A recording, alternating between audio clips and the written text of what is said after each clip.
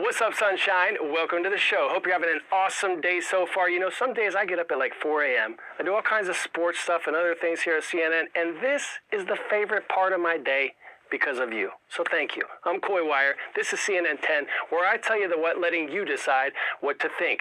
Let's start with the continuing health warnings from scientists about the harm that microplastics and chemicals can have on the climate and our bodies. So how much are we really being exposed to? 3 CNN reporters across 3 continents wore special chemical tracking wristbands to find out. Here's part of their fascinating experiment. Just cycling to the local grocery store. This is our colleague Laura in London. It's a cold Wednesday morning. It is hot, it's humid.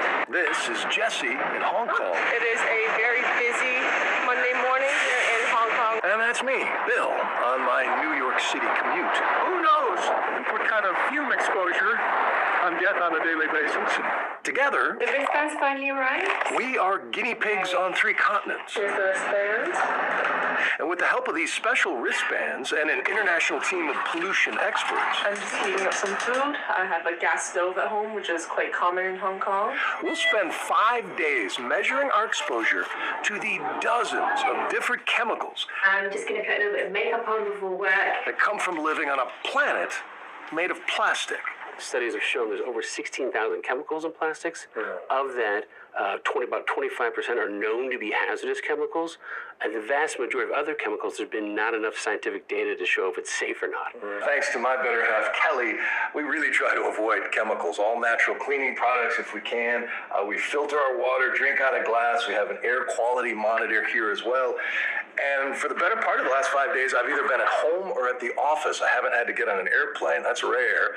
So this is somewhat of a controlled environment to just see how clean my immediate surroundings are. Every time I walked into a cafe or a restaurant or down a really busy road, a grocery store, got on the train to go to work. But perhaps the place that I've most thought about it is when it comes to what I'm actually putting on my body. So, perfume or lotions, also cleaning products and what I'm using to clean the house. I became quite aware when I was going through my daily life of, at dinners or just walking around on the street, I'd wonder, I wonder what around me is potentially putting chemical pollutants in the air, whether that's my gas stove or things from a construction site. It made me realize how many construction sites I pass through on a daily basis. What do we pick up? You got a lot of chemical exposure, unfortunately. Really? Everything that we looked for, we found. All of our samples included flame retardants and UV stabilizers, an alphabet soup of BPA, BPF, BPS, and around 24 chemicals on each of our bands. And then the most important one I would say that everyone should know is called phthalates. Phthalates. It's spelled with a P-H. It is the worst way to spell it. It's like an alphabetical mess. But phthalates are super important because when we first looked at them, they're everywhere. Phthalates are what makes plastic moldable and flexible. They're more regulated in Europe than Asia, and Jessie's levels are a bit higher than Laura's. But it is so common globally, it's long been known as the everywhere chemical. They are also endocrine disruptors, which hack human hormones and cause problems from cradle to grave, from fertility and child behavior to depression, cancer, and cardiovascular disease. The studies have shown about 100% of Americans have phthalates in their body. And it's so ubiquitous, it's everywhere. If you look around your room and your house, your clothes are made of plastics, your furniture is made of plastics, everything's getting turned into plastics. But by 2060, like about 35 years from now, we're gonna have 4 times more plastic on the planet than we have today. Wow. Pop quiz, hot shot. What mountain range separates European Russia from Asian Russia? Caucasus Mountains, Ural Mountains, the Himalayas, or the Siberian Range? If you said Ural Mountains, you're amazing. Russia is the largest country in the world, covering about 11% of Earth's land area. It has 11 time zones, more than any other country. Now to some news regarding China and Russia, where leaked documents appear to show that the Russian military has been helping to train Chinese troops on some new techniques. That includes airdropping heavy weaponry and troops from planes, a move that some critics fear could lead to a possible Chinese invasion of Taiwan. Our Will Ripley has more on the growing military alliance and what it could mean. A trove of leaked documents verified by a leading think tank reveals Russia may be teaching China how to drop tanks and troops from a plane. This risky Cold War maneuver Russian airborne forces call landing in a train. A former Ukrainian intelligence officer who helped verify the leaked documents says it's clear why the Chinese want this training. It's actually a very critical component which is needed for China being ready to invade Taiwan. Alexander Danilyuk and a team at Royal United Services Institute examined 800 pages of documents leaked by hackers. They suggest Russia's more experienced airborne forces may be helping China prepare for a Taiwan invasion. Moscow may also supply armored vehicles, weapons, and training a battalion of Chinese paratroopers, the documents say. So you have this full airborne regiment landing on Taiwanese soil, and it's all around the capital. So, like, the capital could be taken in just a few days. Chinese military planners have long been looking for ways to seize control of Taiwan's sea and air within the first 72 hours before the U.S. and others have time to respond. CNN has not verified the leaked documents, and it's not clear if the deal is in effect. Taiwan's foreign ministry says they've taken notice of Beijing and Moscow's recent military cooperation.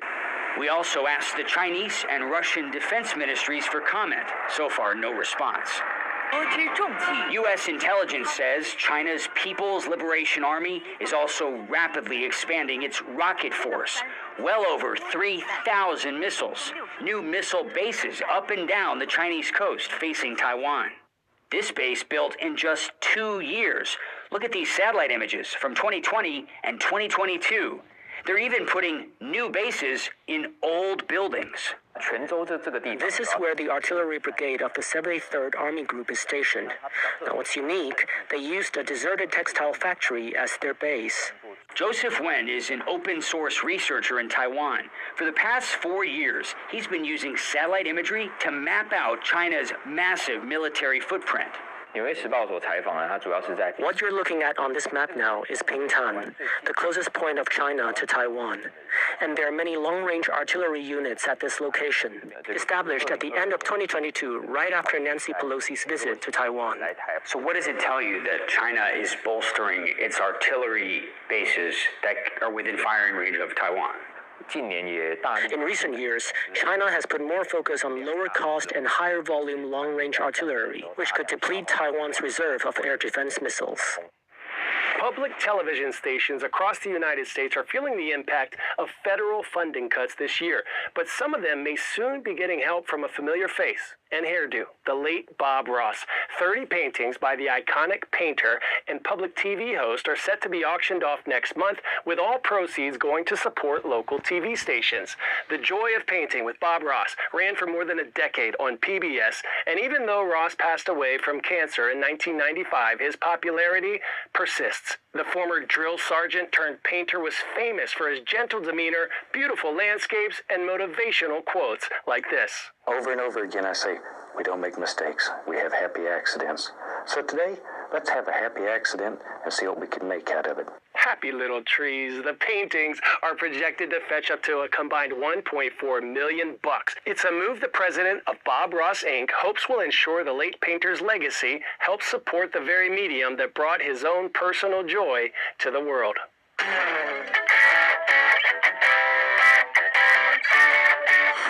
Today's story getting a 10 out of 10 is Santos Vagos for life.